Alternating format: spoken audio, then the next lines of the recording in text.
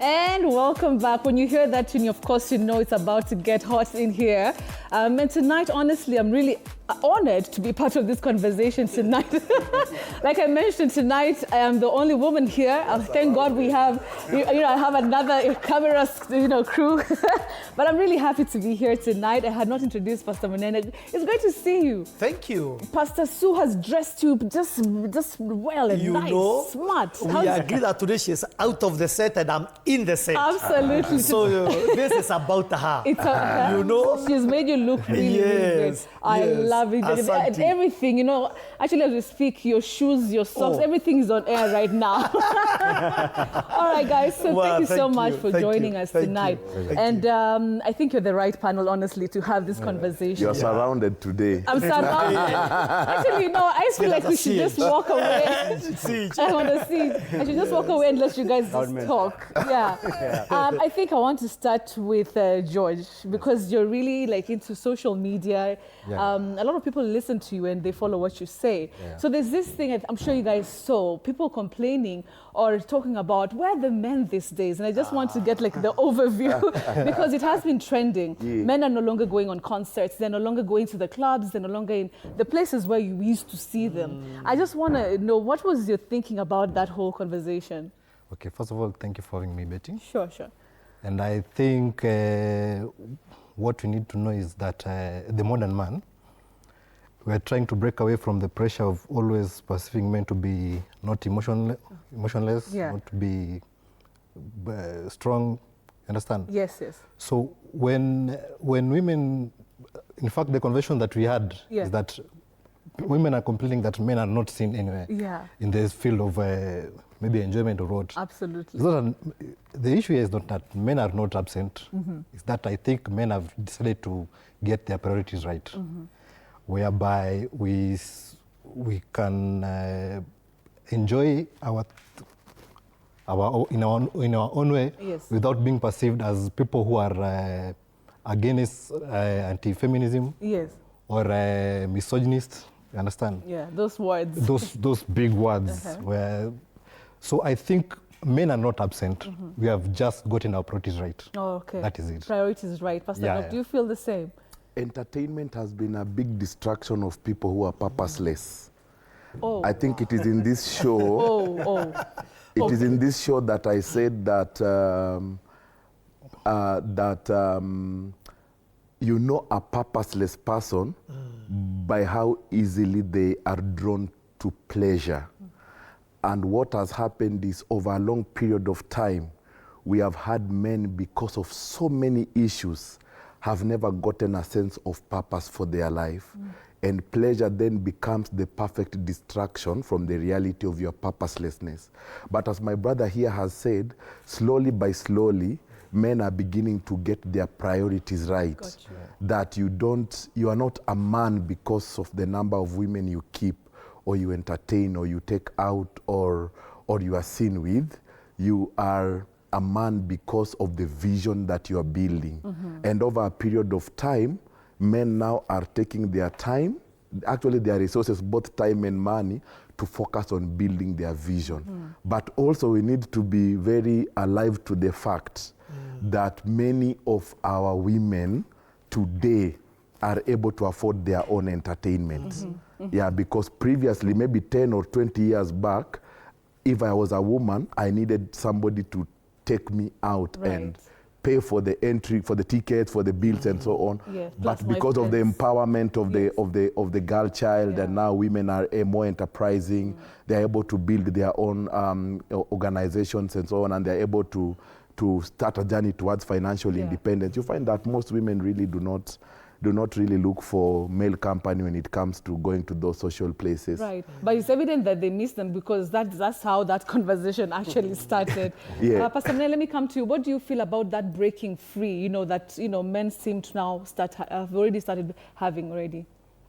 Let me begin by, today we had a meeting at KICC, and I was quite surprised because you find that the attendance of that meeting, women were more than men.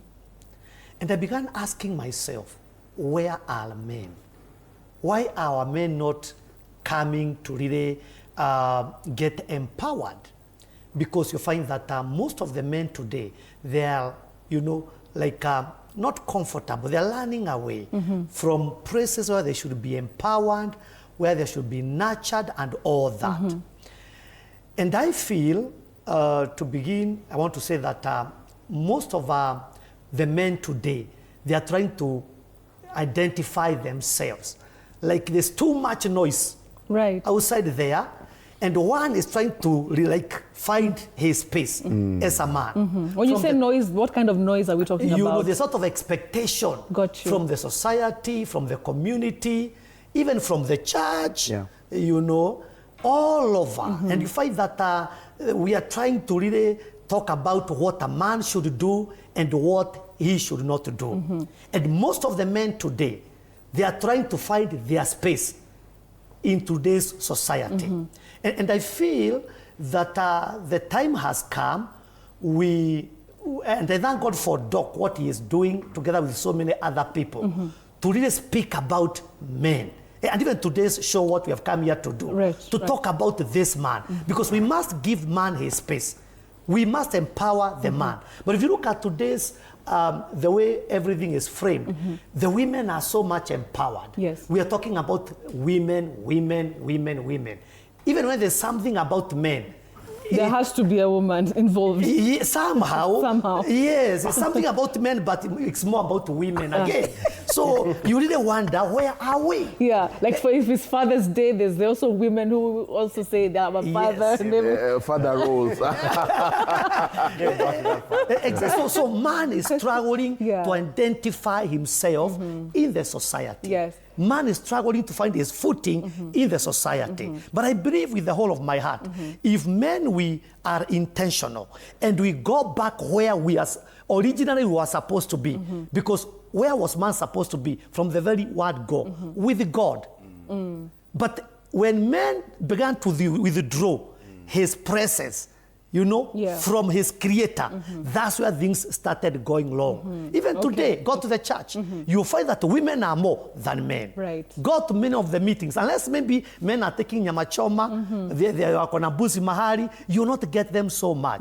So I feel that we need to address that matter, and I think tonight we are going to do that, so that by the end of the day, we can be able to empower our people. Absolutely. Yes. Roger, how do you think about that? And that for you, as a personal level, was there a moment where you felt like now you need your space, you need to grow, and everything that Pastor Munene has just talked about? Right. I grew up really young. I was raised by a single mom. And as I listened to most of what people are saying here, and lovely panelists here, one of the biggest challenges I face, or what I've seen with a lot of the young men that we work with, is they lack very good mentorship from men who are transformed, available, and willing. So it's not just that we don't have men who want to work with you, but we don't have men who are transformed, willing, and able. And because of that, I normally attest to the fact that the only reason why I might have blossomed as time went by is only because I do believe that every man is a pattern to actually point towards their maker. So you learn real manhood based on how you look at the maker. So you just, if I look at Pastor Doc, or I look at my dear friends here, the essence is not to learn to become like him. Got you. The essence is to be able to look at him and see who he can point me to become the greater man that I should. But I look at, because I deal with a lot of young people. And when we have these discussions around them, they are fearful about their females. Oh, really? There's that fear because they are very intimidated. If I have a class and I say I'd like to have a class rep or something of the sort, it's always going to be a woman. Oh, really? Women are leading, yes. If there's ambition to grow, to be mentored, women are the ones who are coming up. Now, the challenge is that if you want to work with a man, there's also a need to be very patient with them. Because women, when they come to talk to you, see like the way you're drawing us now? If there was another man would struggle. Oh, is it? There's a possibility. There's a conversation spark amongst men when a woman is in there, which is very unfortunate.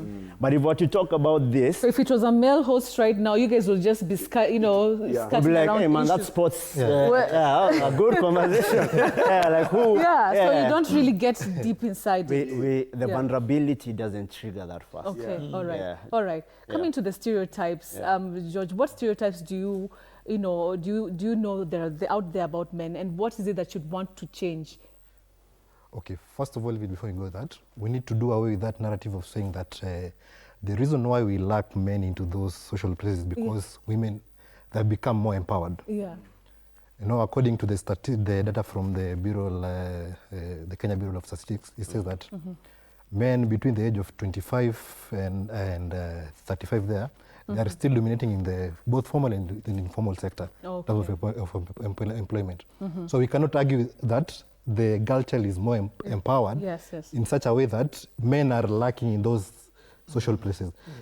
It's only that men of today, they have found purpose. Yes? And funny enough, Betty, my good friend has said that men lacks people who can mentor them. Yes. There's no way you can mentor me where in the dating scene, we are competing with someone like Pastor. Understand? It trickles down. This whole problem. Yes. Again, it's all about us, the men. Understand? So when you go to the dating scene, I'm supposed to compete with someone like Pastor Munene. Who is way much ahead of me. Why do you feel in terms of financial muscles? You understand? Really? So, life point. You're a baller, and we don't know. You understand? So, traditionally, a man's worth used to be measured by how wealthy he is. Yeah. The mangondo lining in his pocket. Yeah. What do you call it? Mangondo lining. Mangondo is in our language. We learn everything. But today, I think a man's wealth, we have tried to define that in terms of according to your purpose and your balance and how you stand as a man. Understand? So when we talk about why we men, we are missing in these social places, it trickles down to that question whereby it's the unfair competition. Understand? Also, in these spaces where men used to find comfort, where we men, we can sit down and discuss our issues, it is dominated by women. Oh, yeah. Understand? When I go to a club, I want to get 2 beers. Understand? A woman will come, those waitresses, as you can see that, with the placards saying that broke men should go. Should go home. I'm a rent. I'm a kunywa rent. You understand? Kunywa rent. Yes. These are spaces whereby men used to go and converge and enjoy and discuss meaningful things. Leave alone even those entertainment joints, even in our kinyozis nowadays. You go to a kinyozi and you wonder, am I in a salon or what? Why is that? You understand? Because this is a place whereby men used to go and discuss our own issues without having that fear of being judged. Yeah. But you go to a kinyozi, you find a lady there dressed in a seductive ways. You understand? So you cannot talk about whatever is happening as a boy child. Understand? So when I go that with I go to get a haircut, but apparently I'm attracted. Okay. And that was I'm the a man. intention. That was the intention. I'm a man. I'm not immune to these temptations. Listen, no matter how strong I am. So you find that most of these places where men used to find comfort, it has been dominated by women who have other sinister motives. Okay. So I think... Also saw you write something about the bars. That these days girls go to the bars, join the men with the jersey, the sports jersey. They wear jersey according to the men they are dating. Today they will wear Man U. Today they will wear Chelsea. You understand? Different teams. Different teams. Depending on... They don't know nothing about football. They just want to come and... Just attract them. No, I'm just being frank. Surely. Just being frank. You understand?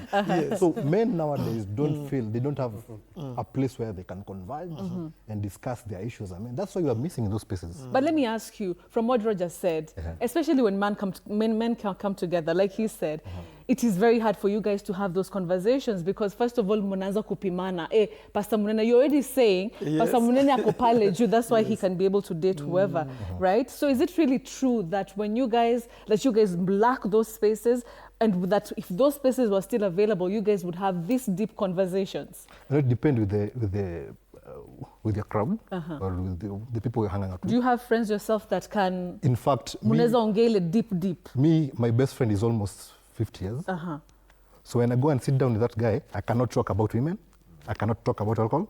I only talk things that can build us in terms of moving forward. I'm not competing with anyone. So technically, even I live my life the way I want. So I'm not in a competition with anyone. Yes. At the end of the day, this life is like a ladder. I know I'll climb and I'll reach at a certain level. I'll reach that place. You understand? So I'm not.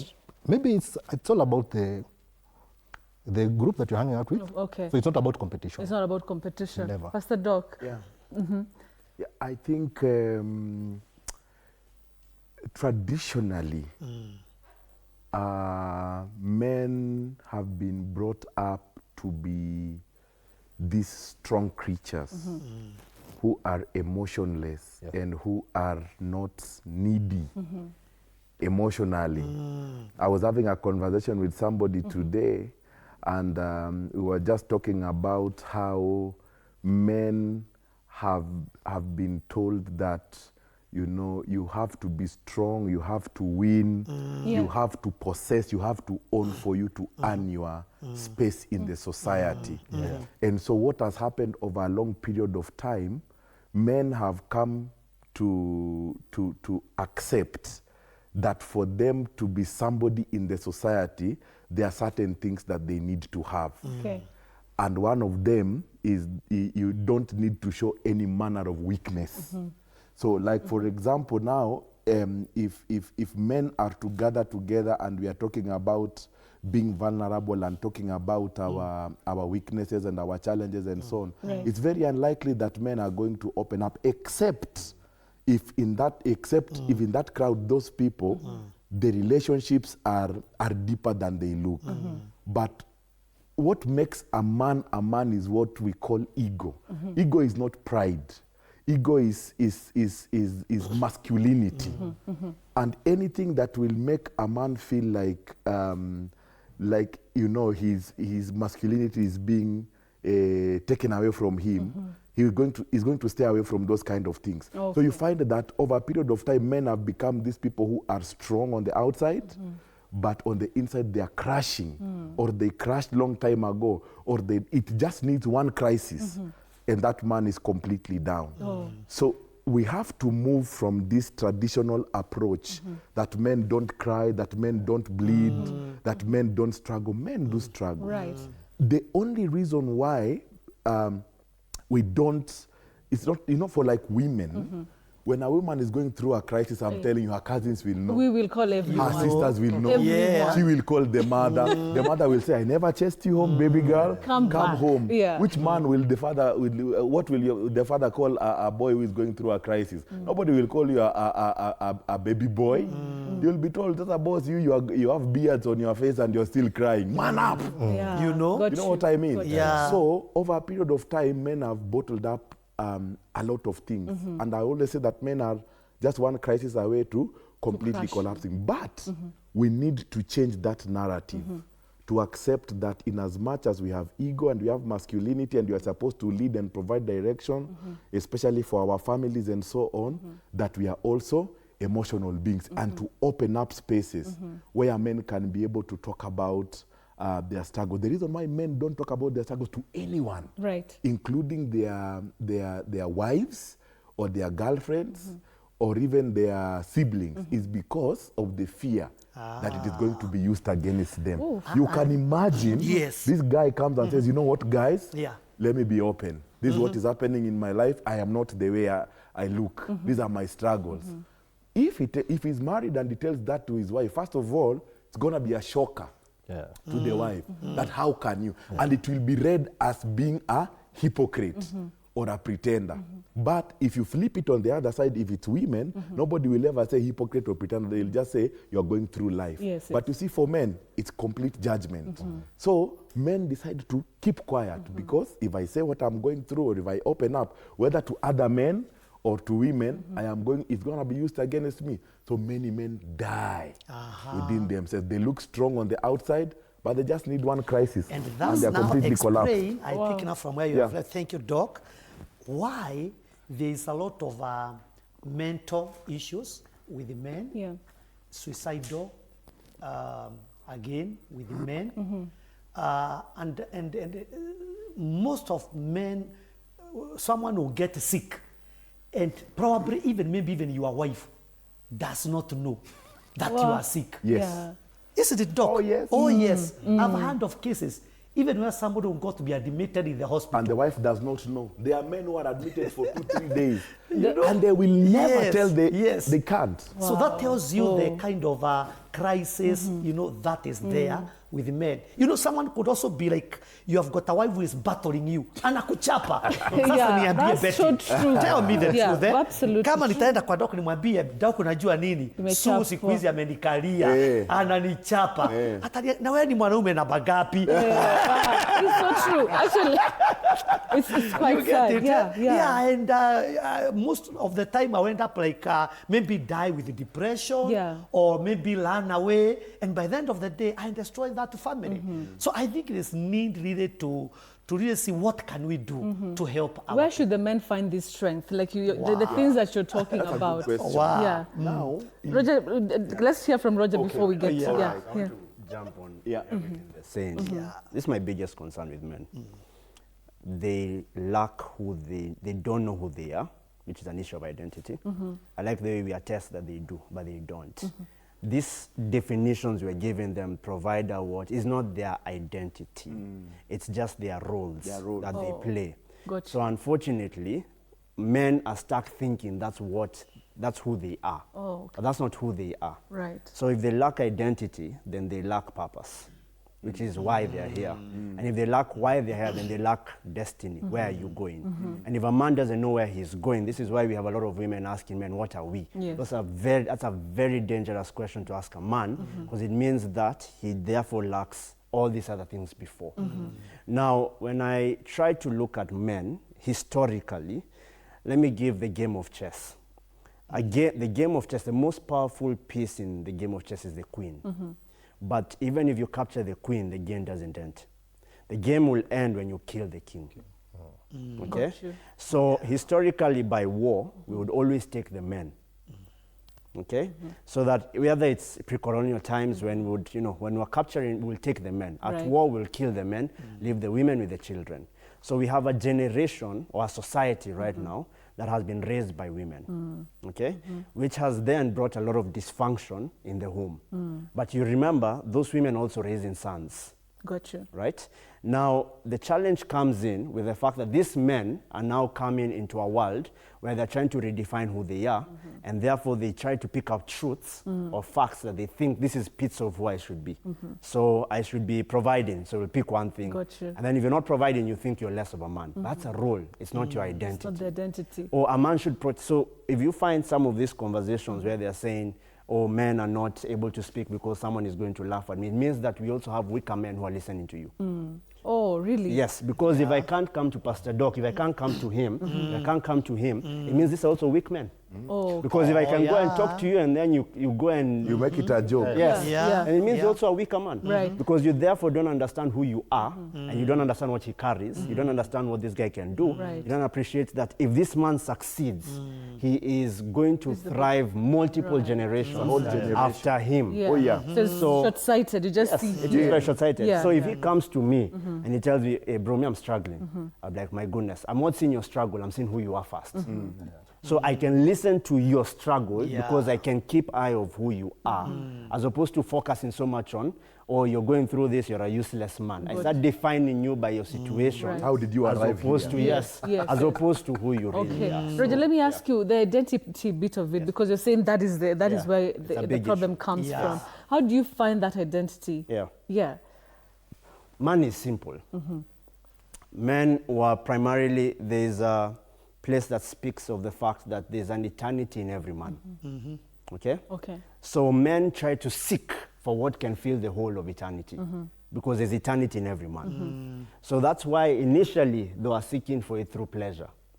And it doesn't mean that men are not still seeking for pleasure. Right. Or else would not still have prostitutes. Would still not, there are things that would die immediately. Absolutely. Right. Yeah. Some big industries. Yes. Yeah. The demand is there. Yes. So the pleasure is still there. It's not where you used to seek it for. Okay. So what happens is with that eternity, men should primarily understand every person was made according to his image, that is God, and according to his likeness. Exactly. So the reality is that if you look for it elsewhere, you will keep on searching to try and find out who you truly are. So you'll end up defining yourself by title. You'll define yourself. That's why if I come here, we're all keen to say, I'm Roger, Yoni, what. But then if I lose that, who am I? Okay? Got you. So if Pastor Doc now ends up, if he loses both titles, Yes. doctor and pastor, Right. he's Samuel He's Omondi. just a guy. Yes. Yeah. So that asks now the question, after I've removed all that, do you still feel less of a man, or do you truly know who you are in your maker? Got you. Once the table, if the table doesn't know its purpose, it finds its purpose because I have called it a table. So it knows things should be placed on it. Right, If right. Betty stands on this thing, we'll pray for you. Yes, because you will wonder, Betty, what are you doing? What are you doing? Yes. Got you. So at that point is where now we know we have defined it because we are the maker of this table. I have defined it as a table, and then I gave it its purpose, placed things on you, and then from there it will know as far as things can be placed on me, I have a destiny. I know where I'm going. All right. You've brought it home. Yes. Yeah. Pastor Doc, you wanted to add something? What was Where can you find our identity as a man? Yeah. Is this about, like the identity? Finding like, identity. Yeah. Oh, Yeah. I've picked it. Yeah, thank you. Yeah. I think You are so drawn into Yes. I was imagining him speaking somewhere else. So let him just speak tonight on TV47. I think when it comes to identity, honestly speaking, the identity of anything is in the one that made it. Wow. I think that's what he's trying to like talk it. about. Yeah.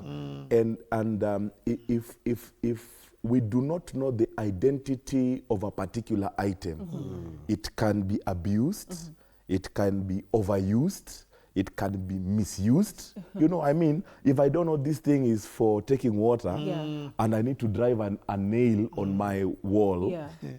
and it's the closest thing to me. You'll abuse it. I'll abuse it, and you see it will break in the process. Right. So part of the reasons why many men are broken is because we don't have a sense of identity, who we are. And like Roger has said, many times we think who we are is what we do or roles. what we are going through. So if you remove, for example, my career or my profession or what I do every single day, who am I? I should be able to know who that person is before I am assigned any role. And he made a very good differentiation between identity and roles. But you see also what the society has done. The society has reduced men to their roles. Like, for example, many women will tell you, I want to get married to a man who is a provider. Yes. That's a role. It's not an identity. And you find that if the man hears that is what the woman is looking for, he stops being Himself. he starts doing. Okay. And you see, doing and being are totally different things. So the day that man is unable to provide, because he thought his identity is provision, now because of job loss or collapsed economy or auctioned business or whatever, he begins to feel that he doesn't know himself anymore. Okay. So we need to train the young men on the importance of understanding their identity. And the one who made us is the one who can tell us who we truly are before he talked about image and likeness. Yes. So if you read the Bible, Adam was given image and likeness before he was given assignments. Okay. But now today, we try to get our identity in the assignment. Like now my brother here, if people meet him on the street, they will say, here is the blogger. Yes. But you see, that is what he does. Yes. That is not who he is. There is something he was before he could even spell the word blog.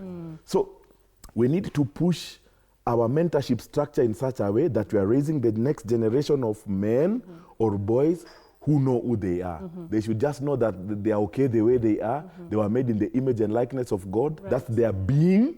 Now their doing should find rooting in their being, to even provision. You know, there are men who provide, but they provide as an obligation or something that they wish should come to an end tomorrow because it's a big burden on them. But you see, if it's coming from a place of identity, I know who I am, with or without a job. I know who I am, with or without a wife. I know who I am, with or without a business. Then we are going to have a group of men that are completely very strong. They will make good husbands, they will make good fathers, and we are going to, he talked about the generation of sons that were, I personally was raised by a single mother also. And many millennials actually, I don't know the numbers, I will check with him because it looks like he passed by the data center. But I will have to check how many millennial men were raised up by both parents. Many of us, we used to have a group of friends in high school. So you figured it out. Because of mentors. It's mentors actually who removed us from a mess, because if our fathers were not there, I mean, we were going to get totally destroyed. Then we met mentors who taught us this is how to be a man. Being a man is not having many women, is not having money, is not having status, is first of all knowing who you are. Then those things, when they come, they find an anchored person. Yeah. George, how do you think we can remedy this issue? Can I just say something before George comes in? Yes, because I don't want to forget also. I'm just trying to think something. If today my wife called me and told me, Pastor Munene, I want to see you, I want us to talk.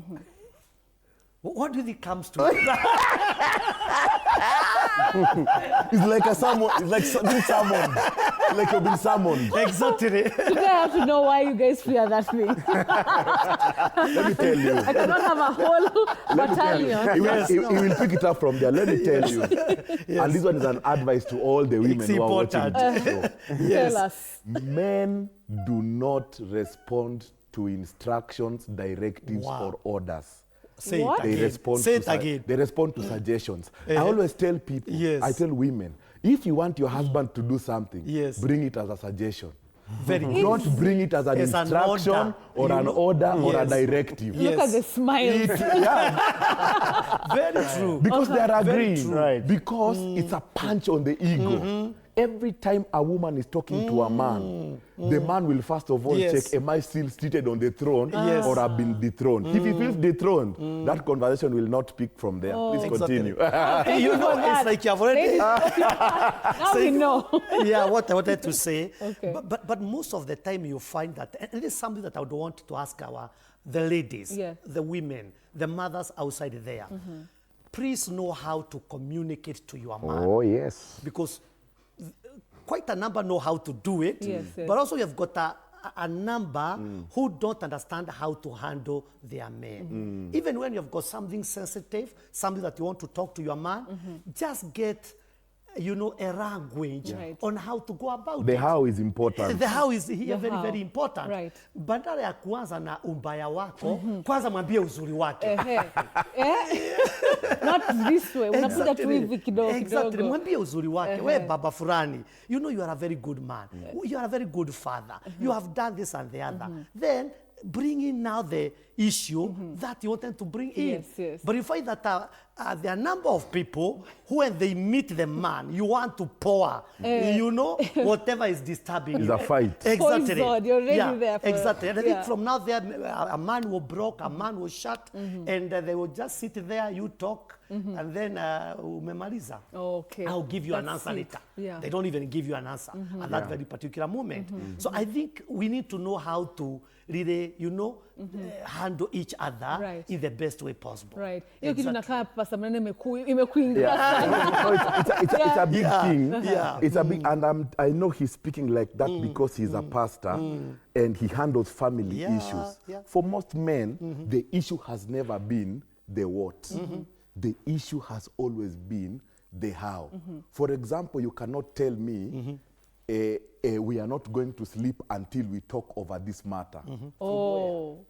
Got you. That's an instruction. It's an instruction, but you need to learn how to get this man, you know, to get into this conversation. And let me tell you, the moment a man feels that he has been respected, and that his leadership is being recognized, and regardless of what he has done or accused of being done, that he feels that he's still being respected. Let me tell you, that man is going to pay attention to that conversation, and he will act accordingly. But we have a generation of aggressive women who, I don't know whether it's a gender war or what, who summon their men, summon their husbands, threaten them with deadlines. Men are never going to respond to directives, orders, or instructions. So find a way of suggesting. For example, you can't tell me, you have worked for 15 years. We are still living in our bedroom house. We are letting it out. What kind of a man are you? But you can say, you know, Roger, you are becoming one of the biggest CCA names in Africa. You need a study. You need a, what do you think if we build a house that can even have a library on the basement? I think we'll have a great time, and the kids will be on the West Wing like Donald Trump. Then he will say, my goodness, I married well. But now, when you start saying that, what kind of a man are you? Your friends have built. You are the only one. Your friends are taking tenders. You are a good Kenyan. You don't want to take tenders because of corruption and so on. You will just switch off. Okay. Daniel, I mean, so sorry, George, just coming to you. Okay, we'll have some time, of course, to actually the feedback is alarming. Let me just take some time to just. It's alarming. So her message here: masculinity is not servitude. So it's not our downfall, but we are setting our priorities right. If we joke, the matriarchy will devour us. Okay, Hamesi tumekusikia. All right. Okay, some of them will not be about the discussion, but let me just say them. Yes, I have a question. What should you, if you're a woman, have a male bestie? Okay, this one is very, Pastor Nana, I think I'll give you this one to handle later. Society believes that men were taught to internalize their fear, hurt, and disappointment. This is a wrong narrative, notion, or assumption. They don't talk because women do not make a conducive atmosphere for them. They don't talk because most women do not know how to receive and handle vulnerability of a man. Some women will even throw it on your face amid a little argument. Actually, many women they turn the whole conversation to be about themselves. And I don't even like the way even right now we've gone to them like what you're saying. what George you were saying. Yes. Funny. To have come up to that. You see, on my way here, the reason why I'm saying women have made that conducive environment for us so hard for us to even have some conversations, like per se, as men who cannot express ourselves. Now, for example, when I was coming here, on my way to Mwindimbingu, funny enough, out of nowhere, I don't know where, since we started comparing ourselves with Singapore, I don't know how, if that's how things are being done in the other side. You see, when I was coming here, Betty, I found a pole has been erected at Mwindimbingu Street. And there were ladies strip dancing as if like a pole. Like a strip pole. During the day. So I was on the streets. I was with my mama. So I'm trying to avoid that distraction. Understand? I'm trying to avoid. But now, the lady will assume that this guy ananiona aje. Like he cannot see that thing. Okay, so I decided now to check. The lady on the pole. The pole. So I was like, oh, okay. And nowadays, morally, women have decided to.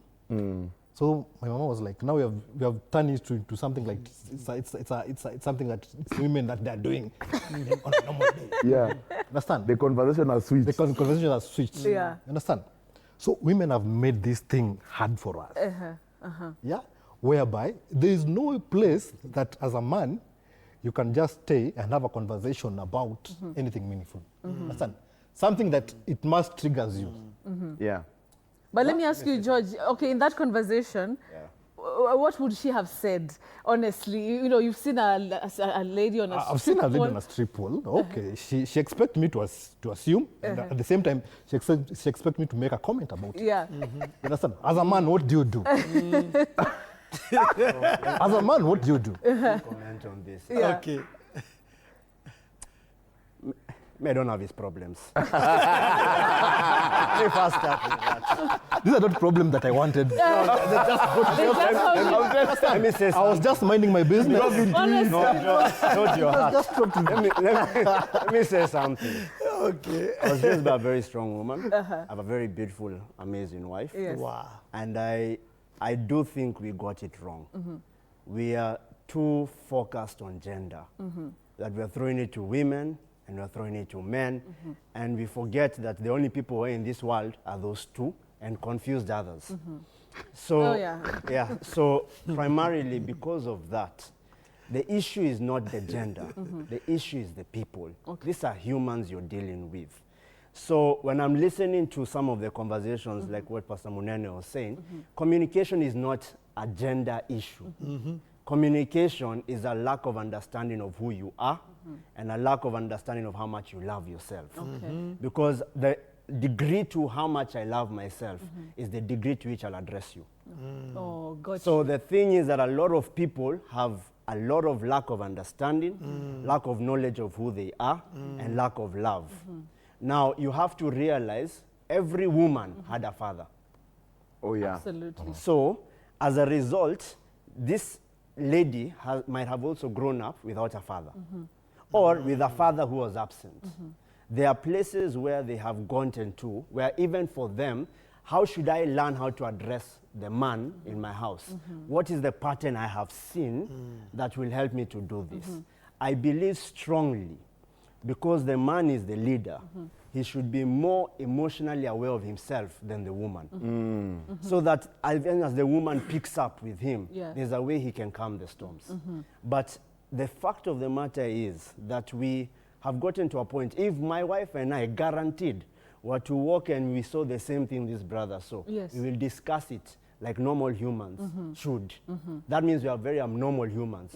Because the challenge is... So you would have discussed it like how? Yeah, like, hey man, look at the degradation in our society. Yeah, let's talk about this because we have a daughter. Let's see how we are going to have... You see, the healthy conversation is there, which means these two need to sit down and do a heart audit. Bro, you're in therapy.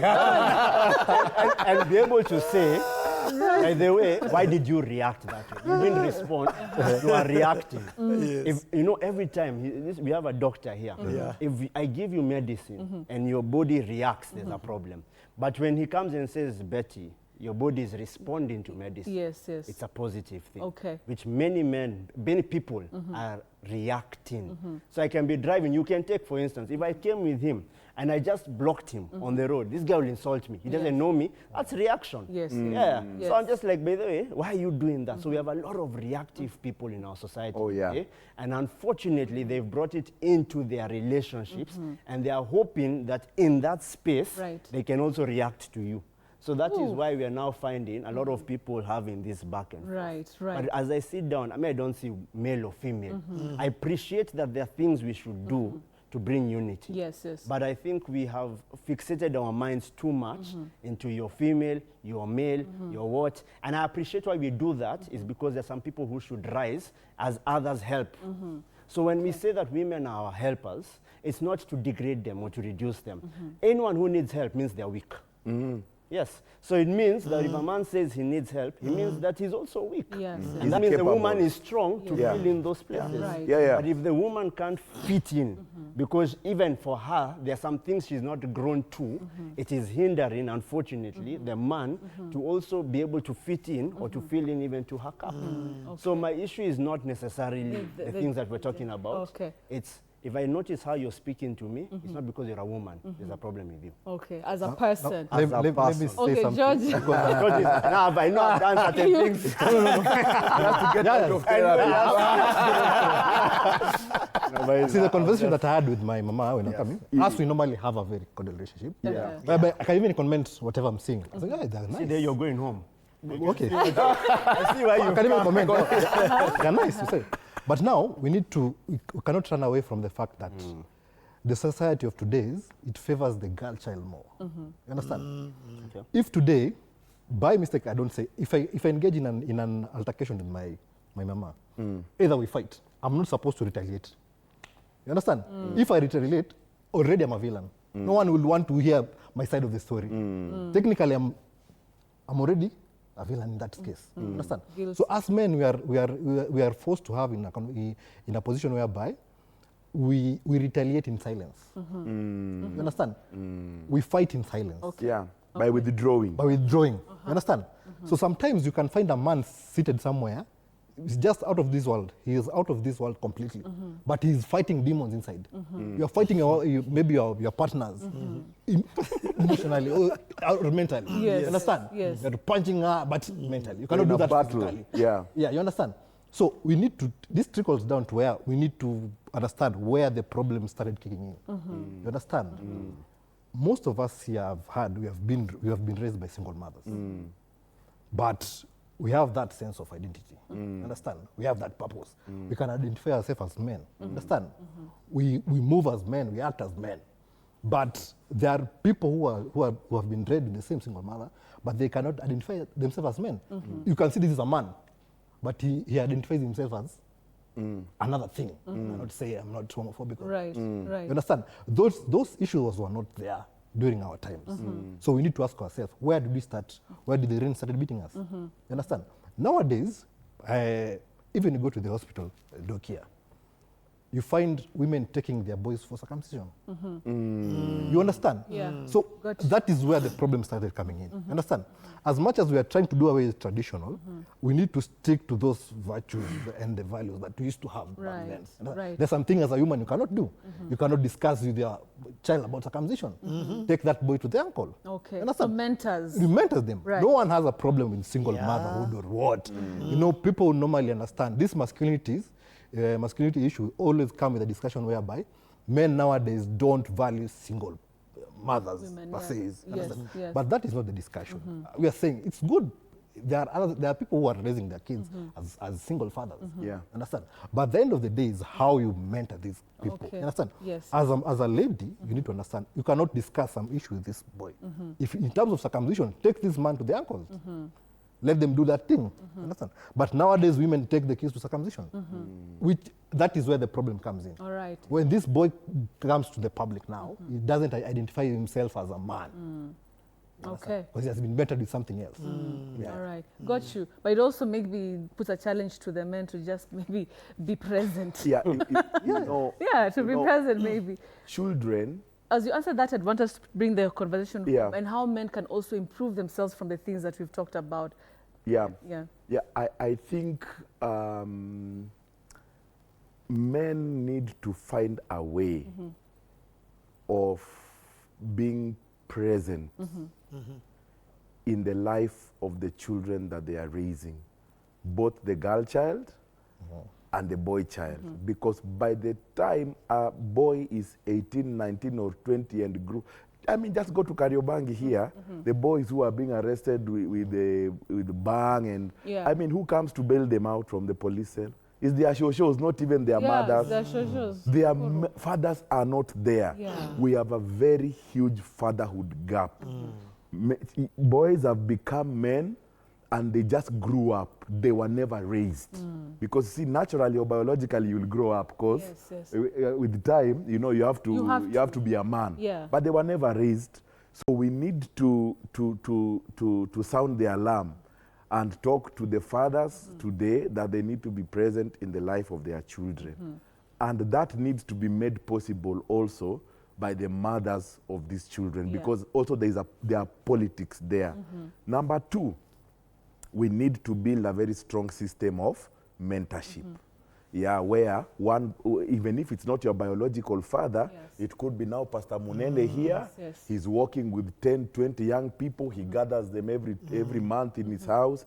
He teaches them positive masculinity. He teaches them how to handle women, how to handle crisis, how to plan for money, how to find safe spaces to express yourself, how just to be a man. That is really missing. Many men have been left on their own to become whatever they are going to become. And that's why we have, I mean, look at criminal cases. If you look at both genders, who are the, I mean, look, it's the suicides, you know, the police arrests, the incarcerations, and so it's men who are trying to look for identity because they were never mentored or they were never raised. So for those of us who have the privilege of working with others, gather the men together, tell them, look guys, identity is not in sex. It is not in how much money you have. It is not in what you drive. Yes. It's understanding first who you are. Then you can handle all these other things. Absolutely. Yeah. Pastor Munene. There is a saying that I've heard of it, especially with the young people, that I never left God, I left. I never left God, I left church. Yes. I never left God, I left church. Very popular, yeah. And I'm thinking, how can a student leave the class or leave the teacher without leaving the class? You know? I mean, where would that student be? You are saying you never left the teacher, you left the class. Yeah, or you left the school. Or the schooling. To me, it doesn't work. Yeah. I think for men, we need to find our identity, and our identity is going back to the Creator. Oh, yes. As George said, and as he said there. You can never find your identity as a man without God. Oh, yes. No matter how much you try, no matter how much you work hard, it doesn't happen. You have to go back to your Creator, back to God, so that you can be able even to guide your family, direct your children, and be the man that you are supposed to be. I know next week, I think on Wednesday, if I'm not wrong, is going to be International Men's Day. Yes. You know? And I hope we can address real issues. Like Doc has just said here right now. You know, things like suicide, mental health. Yeah? Why are we having so many divorces today? Why are we having, if you go to the prison and all that, ex-men who are there. And street children. Exactly. Yes. Ex-men. So we need to address these things so that by the end of the day, we can help our men. Okay, absolutely fantastic. Roger, your last remarks, especially with regard to how men can improve themselves. I don't want to repeat with what we've been saying. Yes. I would say, looking back, the first thing, I'll try and put it in bullet points so that I'm brief. One, take time with your maker. It seems like a very small thing, but it's the reality. You will not find any kind of definition elsewhere, and you'll never understand who you truly are unless you're there. Secondly, seek to see which man is in a position to hold your hand. And I say seek and take some time to assess them first, because unfortunately, I love what he's saying about the church, and I think that's a whole topic altogether. But even in the church, even if you come to the church, you might find very wounded men. I have a story around that, so I don't want to dive into it because I want to be brief. Okay. But I would say seek to see. Study the men around you and see who would be willing to walk with you. 3, I think it's important, Betty, that when you're greeting a man now, ask him how many men are you walking with. Okay. Especially if you can see he's of a certain status, ask him how many men are you walking with. If he tells you none, then it means he has failed. Because it means that there's no one then who can be able to pick up from what you have already been able to show or demonstrate over time. And 4, the world is loud. Allow men to take some time to be still, have some time of reflection on the things that you are actually going through. Right. Find the reasons and the sources of why you're going through what you're going through. Seek for help. There are professionals who are helping out there. There are therapists who are out there. Seek for help. It's not that it's going to be the ultimate winner. It's a step to the right direction. Eventually, as we fix your mental space, there's a place where spiritually you're now reached all round. Okay. So hopefully once that door is open, you can eventually find yourself in the place of the church where if you are keen to seek, unfortunately I know there are certain churches where people have not followed genuinely the Lord. So and that's where the church heart could come in and all that stuff. So it means even at your own part, seek responsibly who you believe will actually be able to walk with you. But you see, you can't know unless you spend time with God who can help your spirit to discern that this person is actually off. So I would say, just to wrap it up, try and build up. There's so much we could say. And maybe the last one, let me just very this briefly. last one. Yes, Time very- Uh-huh. The last one is be careful what you're looking at. Okay, what you watch, what you listen, what you fill your mind. What a man thinketh, so he becomes. Right. So whatever he fills his mind, he will automatically become that. Exactly. Yes. All right. Yeah. Wow. Thank you so much, gentlemen. It's a shame that we've run out of time, but I told you are surrounded. I think I should have just left the studio for you guys to just take it away. But it was fantastic, honestly. Pastor Mnene, Pastor Doc, George Diano from X. You should follow this guy. And of course, Roger Gitonga. Thank you so much, guys, for joining us. Hopefully, we'll come back and talk about that positive masculinity and so much. And for you at home, well, thank you so much. I know the feedback has been overwhelming, but yeah, next time we'll be able to just, delve deeper into that. But we really do appreciate you watching the show tonight. Say what? Next week again, God willing, we're back here. Keep it TV 47. Good night, be kind to one another, and God bless. Bye.